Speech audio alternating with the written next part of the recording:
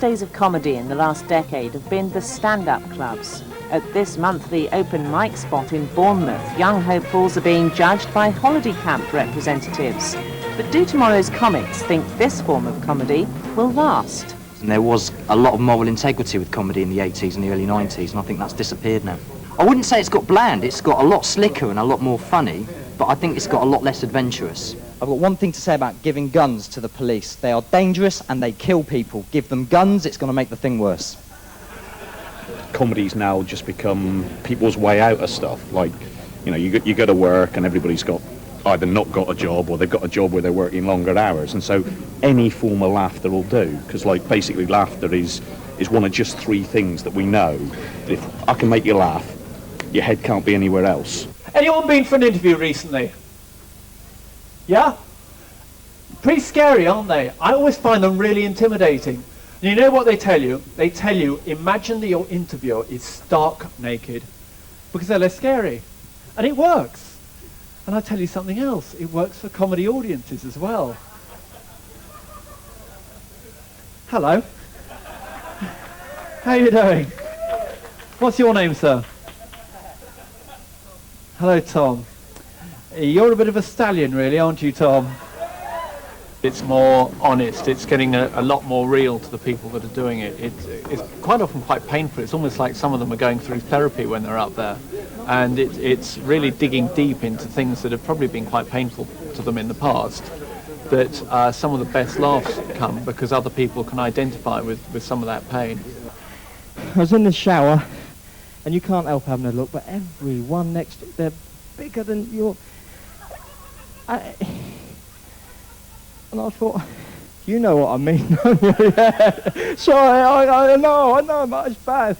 And I said to a mate, you know, and he said, yeah, you're right, yeah. He said, well, it's cold. I said, yeah, it is. And he said, well, it's not what you got, it's what you can do with it. That's what the girls say, people say. Whoever made that up, what a load of rubbish.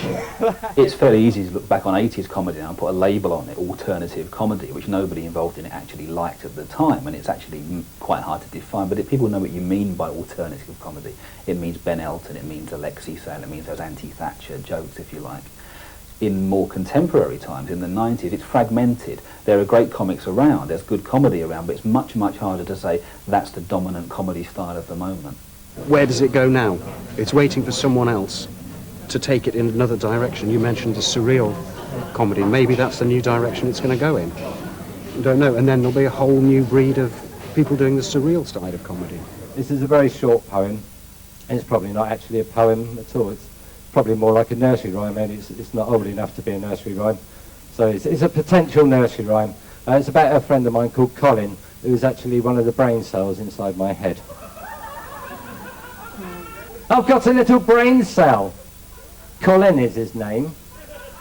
And every time that I get drunk, he plays this little game.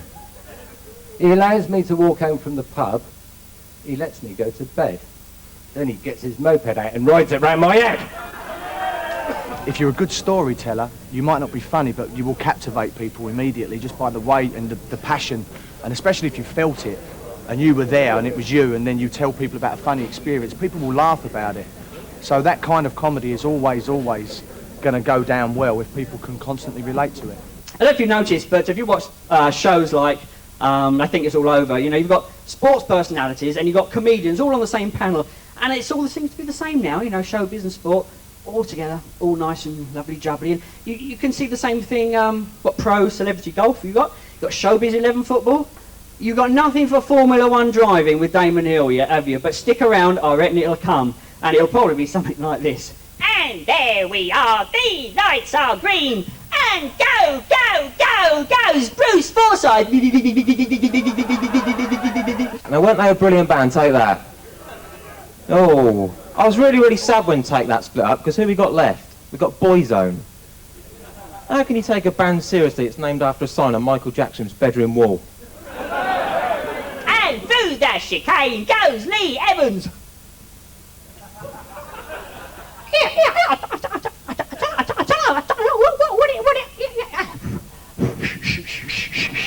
So I'm lying in bed, 2 o'clock in the morning, and this big hand came down. And this finger pointed through the window.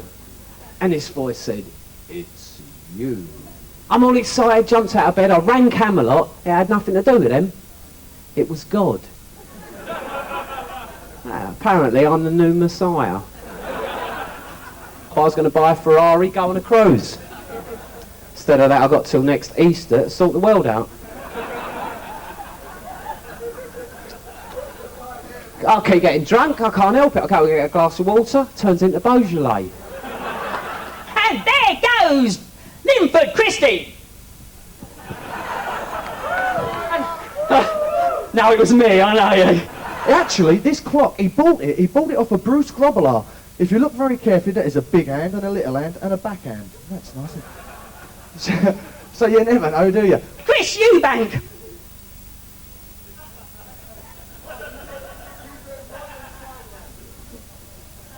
And there goes Drew Cameron. Thanks very much, ladies and gentlemen. Good night. The judges have a holiday camp agenda and so have a particular view on humour.